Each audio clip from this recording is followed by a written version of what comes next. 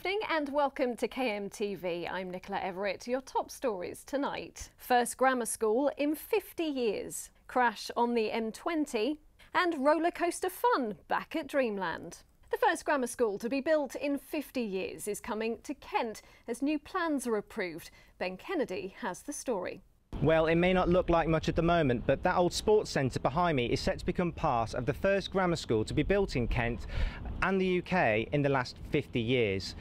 Nicky Morgan, the Education Secretary, rubber stamped proposals to build the school here at the Wilderness site in Sevenoaks. The news has attracted support from campaigners who have said building a grammar school in the Sevenoaks district has been long overdue. Opponents have implied that building a grammar school here in Sevenoaks could very well be illegal. However, its supporters have insisted that as this will be an extension of an existing grammar school, there is absolutely nothing untoward about this scheme. The new school will technically be an annex of the Weald of Kent Grammar in Tunbridge. This gets around current laws which make it illegal to build new standalone grammar schools. Kent County Council leader Paul Carter said he was very pleased.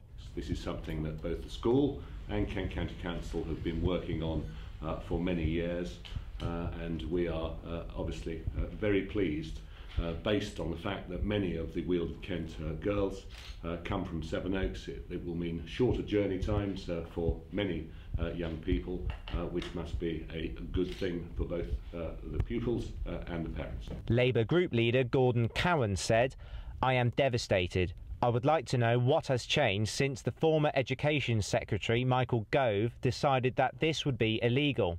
I expect this to be challenged." The £30 million girls-only campus will take 450 pupils and could open its doors as early as September 2017. Ben Kennedy, KMTV, Sevenoaks. 3 people are in a critical condition after a 5-car pile-up on the M20 this morning.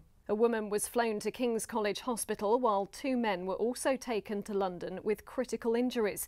The collision on the coastbound carriageway between Junction 8 for Leeds Castle and Junction 9 for Ashford left the M20 at a standstill for almost 10 hours.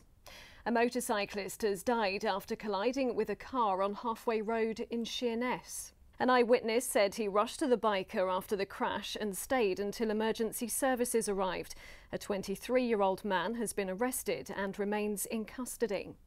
A campaign is underway to improve education standards in Medway's struggling schools. Lizzie Massey has the details. There's no such thing as a Gruffalo. Reading is a key part of every child's life. It's the building blocks of their education and it's something that should be enjoyed. A campaign has started to get Medway learning with the aim to improve its struggling schools. We are all determined to get Medway learning, and we need to do this involving the whole community. The scheme, which was launched today at Luton Junior School, will see a collaboration between Medway Council, schools and charities to bring volunteers in and help children read on a one-to-one basis. So obviously our volunteers come in and find out about their interests, what motivates them, and helps them just to find those stories that are really going to engage them. Now I like reading and I have a book corner at my house.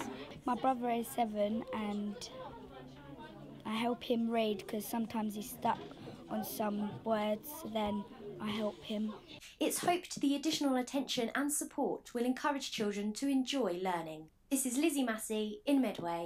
Over 200 people could lose their jobs as Dover's Immigration and Removal Centre is set to close. The premises at the Western Heights will be returning to the Ministry of Justice. And finally, it's been blown down, neglected and almost destroyed by fire. But tomorrow the public will get the chance to ride Dreamland's Scenic Railway again.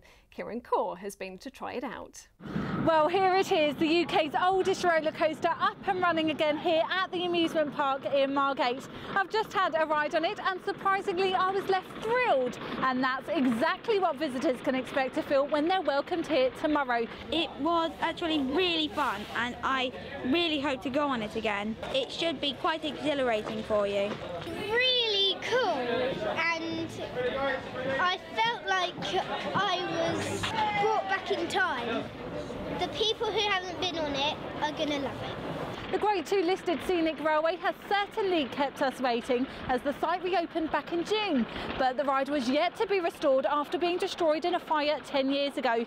Many would agree it's a milestone for both Dreamland and Margate as it marks the end of the amusement park part of the £28 million development of the seafront. Now let's take a look at the weather. Expect some light showers tonight over most of the county with temperatures hovering at around 10 degrees. Tomorrow, East Kent can expect some rain while the rest of the county will remain fairly dry. Expect some stronger winds along the coast though, with temperatures reaching around 13 degrees. So we'll be back at the same time tomorrow, but do have a very good evening.